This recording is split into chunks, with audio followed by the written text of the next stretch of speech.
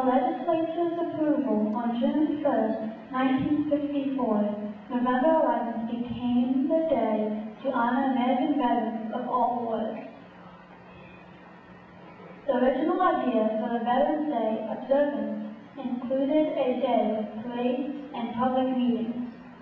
It also included a short suspension closing businesses at 11 a.m. They use the same colors as the British flag.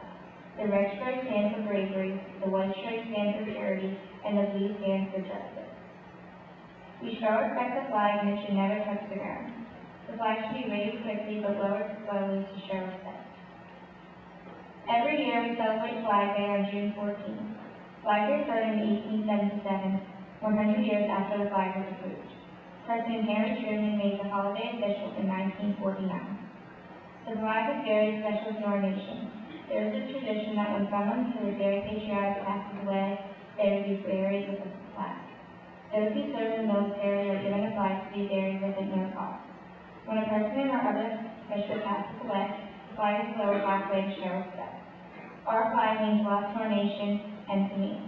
Thank you. I wrote this essay because I want to thank a veteran. That veteran is my grandfather. His name is Oscar J. Britton, and he lives in a town called Middletown, Massachusetts. He worked on tanks as a mechanic in the United States Marine Corps. His rank is an E8 Master Sergeant. He served in the Vietnam War. I'm honoring him because he has taught me so much by taking me to different military bases. I thank my veterans by saying the Pledge of Allegiance at school every day and every time. I look at the American flag. I am reminded of my veterans when the national anthem plays before any sports event. Another way I'm reminded of my veterans is on holidays like Veterans Day, Memorial Day, and the 4th of July.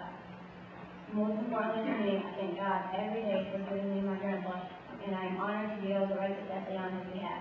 He is truly my American veteran. Thank you.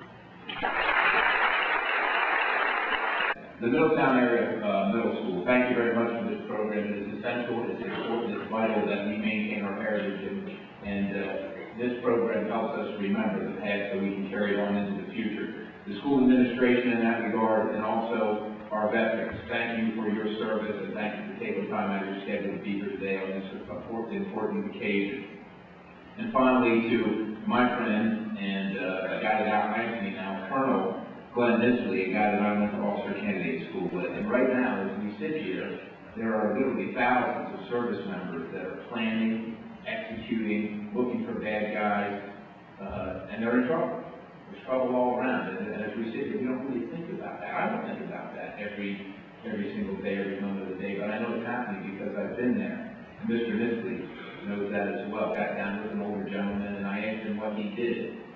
He said he was a waist gunner on a B-17 in World War II. And for younger folks, if you don't know what a waist gunner is, it's a guy that B-17 is an older grand aircraft, what we call the flying fortress. It was just made to have guns all over it. It was made to go bomb the enemy and protect itself from the sky. But the doors on the side were open. They were just windows.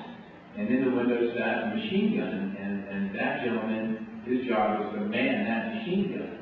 Well, the aircraft would fly with literally hundreds of other ones across the English Channel over Germany, and they would go on their bombing run. So they would fly at 28,000 feet, 28,000 feet. So I asked him, I said, well, what was the temperature at 28,000 feet? Oh, it was about -40, he said. Now, back in that time, you didn't have vortex, and you didn't have police, you didn't have all kinds of things to keep you warm. You probably didn't even have the heaters. So this guy's standing in this doorway, protecting his life, the life of his crew, and all the other, like I said, hundreds of aircraft around him at -40 degrees or something like that. I said, well, how long was your mission? Oh, about 10 hours, he said. 10 hours at -40 with not much on. And I said, how old were you when you were doing it? He said, I was 19. Folks, many of you are far from 19. Can you imagine that is your life? And I just want to say this as I close up here a little bit. On Veterans Day, those who serve, and if I can speak on your behalf as well, we don't do it for the parades. We don't do it for the recognition or the badges or the uniform, and those are all wonderful things. We do it because we're just like you. We love our country, we love the flag, we understand and recognize what those things stand for, and we want to preserve that.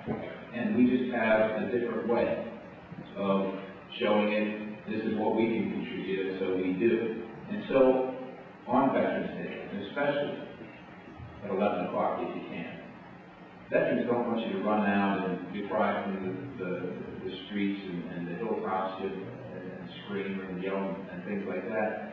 I think both veterans want you to do on that day while you're playing Xbox and making an extra snack yourself and being away from work or being away from school, is to take a moment and think about your wonderful flag, and think about your wonderful veterans, and think about those sacrifices, and remember that freedom is not free.